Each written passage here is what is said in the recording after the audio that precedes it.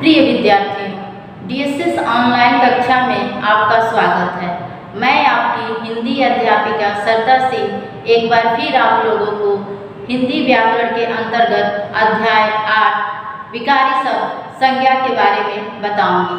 जैसा कि हमने पिछले वीडियो में संज्ञा का अभिप्राय, संज्ञा की परिभाषा और संज्ञा के भेद पर चर्चा किया था। तो संज्ञा के भेद में हमने मुख्यतः जो संज्ञा के मुख्य रूप से जो 3 भेद होते हैं, मैंने बताया था ना कि अगर आपसे कोई पूछे कि संज्ञा के मुख्य रूप से कितने भेद होते हैं तो आप बताएंगे 3। कौन कौन से? व्यक्तिवाचक, जातिवाचक और भाववाचक। लेकिन आपसे ये पूछा जाए कि संज्ञा कितने प्रकार के होते हैं तब आप बताएंगे 5, क्योंकि अंग्रेजी में जो हम लोग नाउन पढ़ते हैं, संज्ञा को इंग्लिश में क्या कहते हैं बेटा? नाउन। तो नाउन पढ़ते हैं तो उसमें 5 भेदों का वर्णन हुआ है। तो जब आपसे कोई पूछे संज्ञा के कितने प्रकार होते हैं तब आप 5 प्रकार बताएंगे। कौन कौन से? व्यक्तिवाचक, जातिवाचक, भाववाचक, द्रव्यवाचक और समूह या समुदायवाचक। तो जिसमें हमने 3 का वर्णन कर चुके हैं, व्यक्तिवाचक, जातिवाचक और भाववाचक संज्ञा का हमने वर्णन कर चुके हैं। तो आज हम जो इसका अगला भेद है अर्थात चौथा द्रव्यवाचक संज्ञा के बारे में जानेंगे। तो चौथा हमारा है द्रव्यवाचक संज्ञा।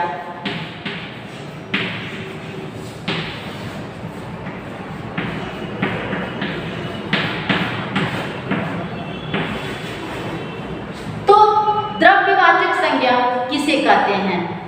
जिन संज्ञा शब्दों से किसी धातु या द्रव्य युक्त पदार्थों का बोध होता है तो उसे हम द्रव्यवाचक संज्ञा कहते हैं। द्रव्यवाचक संज्ञा किसे कहते हैं बेटा? कि जिन संज्ञा शब्दों से किसी धातु या द्रव्य युक्त पदार्थों का जब बोध होता है तो उसे द्रव्यवाचक संज्ञा कहते हैं। जैसे सोना, चांदी, लोहा, उसके बाद है दूध, तेल, घी, पानी इत्यादि।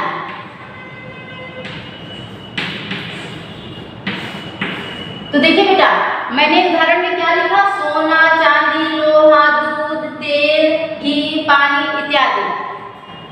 अर्थात द्रव्यवाचक संज्ञा को गिना नहीं जा सकता है। द्रव्यवाचक संज्ञा को गिना नहीं जा सकता है। इसे क्या किया जाता है? नापा या तौला जाता है। जैसे उदाहरण में सोने की आभूषणों की कीमत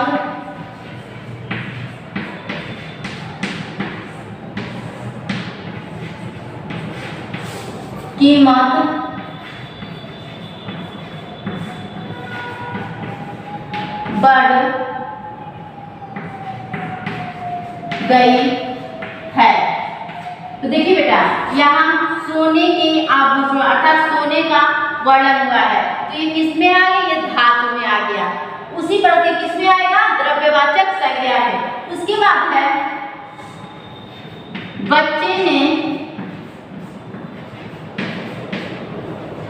दूध पी लिया। तो दूध किस में आएगा बेटा? दूध आपका आएगा द्रव्यवाचक संज्ञा में, क्योंकि ये द्रवयुक्त पदार्थ है। तो द्रवयुक्त पदार्थों को गिना नहीं जा सकता, इसे नापा और तौला जा सकता है। तो द्रव्यवाचक संज्ञा किसे कहते हैं बेटा? तो जिन संज्ञा शब्दों से किसी धातु या द्रवयुक्त पदार्थों का बोध होता है तो उसे द्रव्यवाचक संज्ञा कहते हैं। अब हमारा अगला है अर्थात 5वां संज्ञा का भेद कौन सा है बेटा? 5वां हमारा भेद है समूहवाचक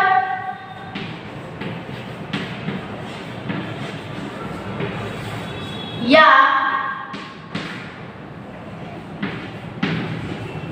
समुदायवाचक। समूहवाचक या समुदायवाचक संज्ञा, समूहवाचक हो या समुदायवाचक संज्ञा कहा जाता है। तो पांचवा हमारा क्या है, समूहवाचक या समुदायवाचक संज्ञा। तो समूहवाचक या समुदायवाचक संज्ञा किसे कहते हैं, तो जिन संज्ञा शब्दों से किसी वस्तु या प्राणी के समूह या समुदाय का बोध होता है। ध्यान से सुनिए बेटा कि जिन संज्ञा शब्दों से किसी प्राणी या वस्तु के समुदाय या समूह का जब बोध होता है तो उसे समूहवाचक या समुदायवाचक संज्ञा कहते हैं। जैसे में आ जाएगा बेटा भीड़, कक्षा, सेना, झुंड इत्यादि। इसको हम वाक्य द्वारा समझे। बाजार में बहुत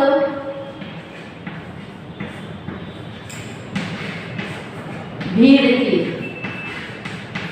देखिए यहाँ मैंने भीड़ का वर्णन किया है। तो भीड़ में क्या है, हर प्रकार के व्यक्ति आते हैं, जैसे बच्चे, बूढ़े, आदमी, औरत, सबका इसमें बोध हो रहा है। तो ये किसमें आ जाएगा बेटा, समूहवाचक या समुदायवाचक में। उसी प्रकार है आकाश में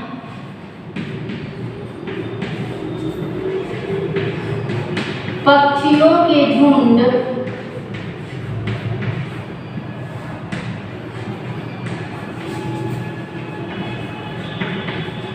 उड़ रहे हैं।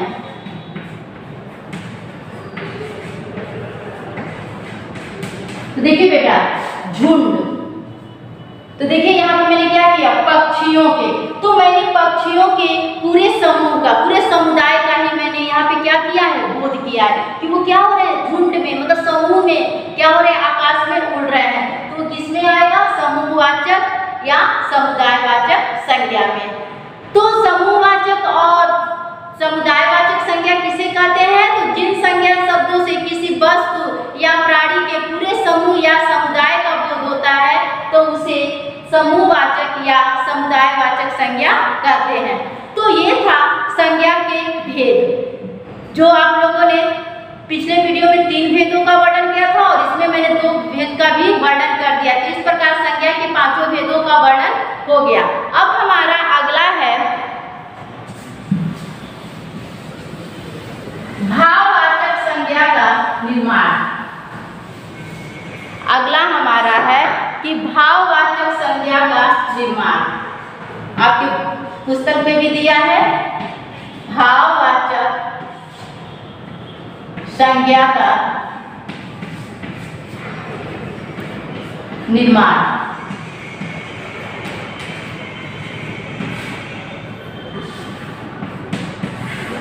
अर्थात कि भाववाचक संज्ञा कितने प्रकार से बन सकते हैं। तो भाववाचक संज्ञा, जातिवाचक संज्ञा,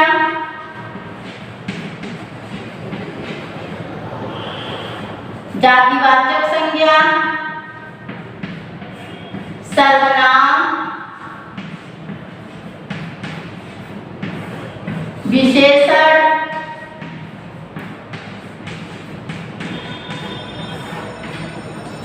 क्रिया व अव्यय शब्दों से बनता है।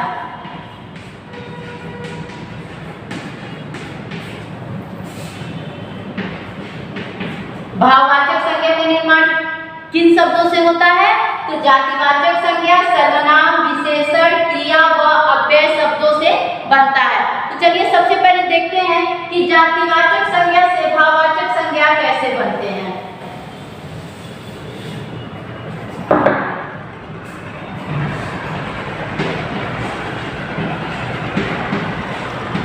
जातिवाचक संज्ञा से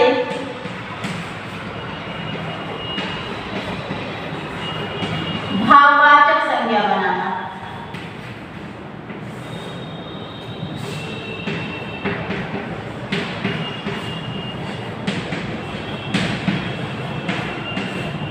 ठीक है बेटा। जातिवाचक संज्ञा से भाववाचक संज्ञा बनाना। जैसे हमारा जातिवाचक संज्ञा है बच्चा। बच्चा बच्चा हमारा क्या है बेटा? जातिवाचक संज्ञा। तो जातिवाचक संज्ञा बताया गया है ना किसे कहते हैं?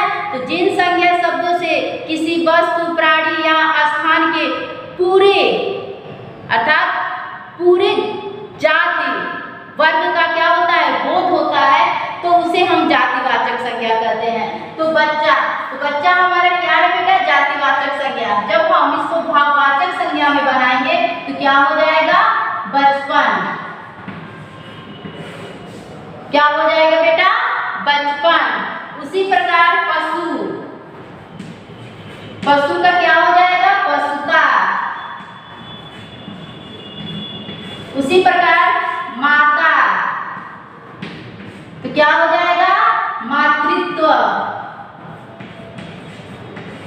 तो देख लिए ना कि ये जातिवाचक संज्ञा से कैसे भाववाचक संज्ञा का निर्माण हुआ है। तो जैसे बच्चा हमारा क्या है? जातिवाचक संज्ञा है, तो उसका भाववाचक संज्ञा क्या हो गया बेटा? बचपन। उसी प्रकार पशु का पशुता, उसी प्रकार माता का मातृत्व। अब हमारा अगला है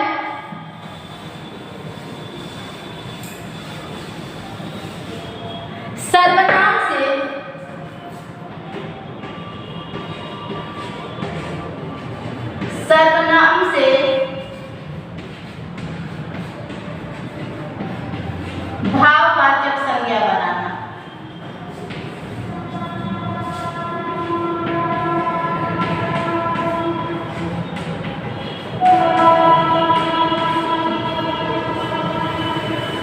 अब हमारा क्या अगला है बेटा?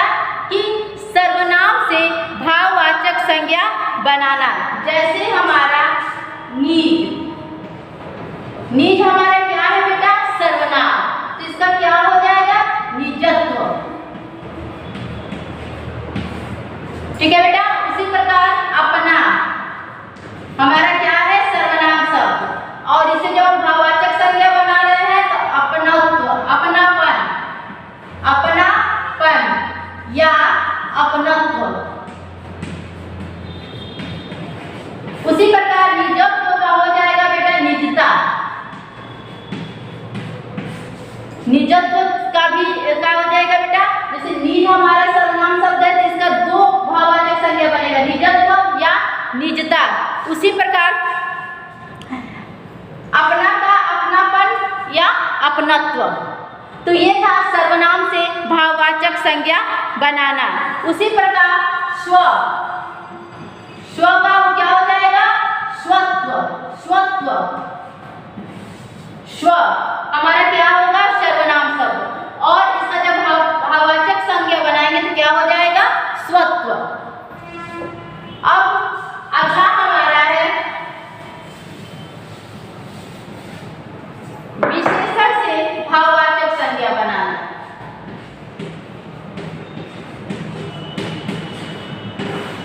विशेषण से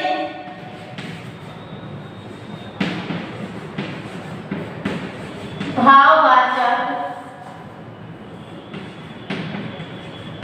संज्ञा बनाना। अब देखिए, अब हम विशेषण से भाववाचक संज्ञा का निर्माण करेंगे। जैसे भला क्या है? हमारा विशेषण है, लेकिन जब भाववाचक संज्ञा बनेगा तो क्या हो जाएगा? भलाई। भला का क्या हो जाएगा बेटा? भलाई। उसी प्रकार दूसरा है काला। काला हमारा क्या है? विशेषण। तो क्या हो जाएगा? कालापन। क्या हो जाएगा बेटा? कालापन। तो ये क्या है? ये विशेषण से भाववाचक संज्ञा बनाया जा रहा है कि जो विशेषण शब्द हैं उनसे जब हम भाववाचक संज्ञा बना रहे हैं तो उसका क्या हो रहा है? वो कैसे बन जा रहा है? जैसे महान का महानता। तो ये है विशेषण से भाववाचक संज्ञा बनाना। अगला हमारा है क्रिया संज्ञा बनाना। अगला हमारा है बेटा, हमारा है क्रिया से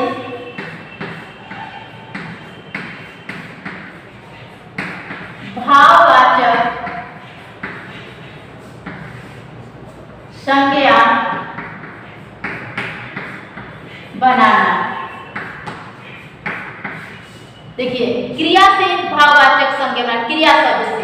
जैसे मान लीजिए बेटा, रोकना हमारा क्या है, क्रिया शब्द है। तो जब हम इसको भाववाचक संज्ञा में बदलेंगे तो क्या हो जाएगा, रोक। उसी प्रकार भूलना का क्या हो जाएगा, भूल।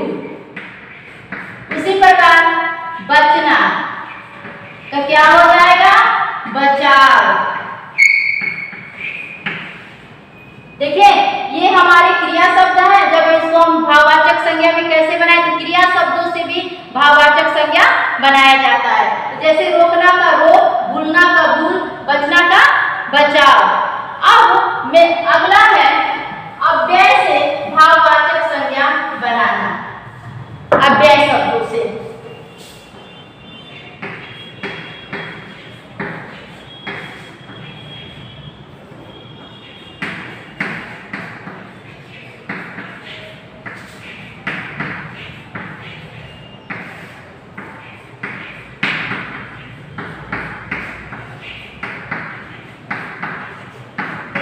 अव्यय से भाववाचक संज्ञा बनाना, जैसे दूर का दूरी।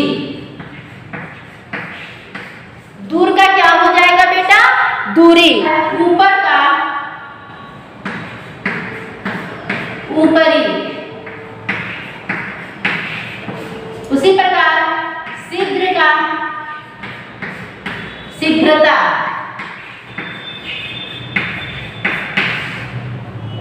शीघ्र का शीघ्रता।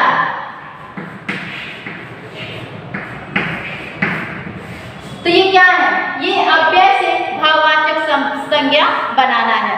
तो भाववाचक संज्ञा का निर्माण किन शब्दों के द्वारा होता है, कितने प्रकार से हो सकता है, तो इसको हम 5 प्रकार से कर सकते हैं। किससे, जातिवाचक संज्ञा से, सर्वनाम शब्द से, विशेषण शब्द से, क्रिया से और अव्यय शब्द द्वारा। तो ये था आज संज्ञा के भेद, द्रव्यवाचक संज्ञा, समूह या समुदायवाचक संज्ञा और भाववाचक संज्ञा का निर्माण।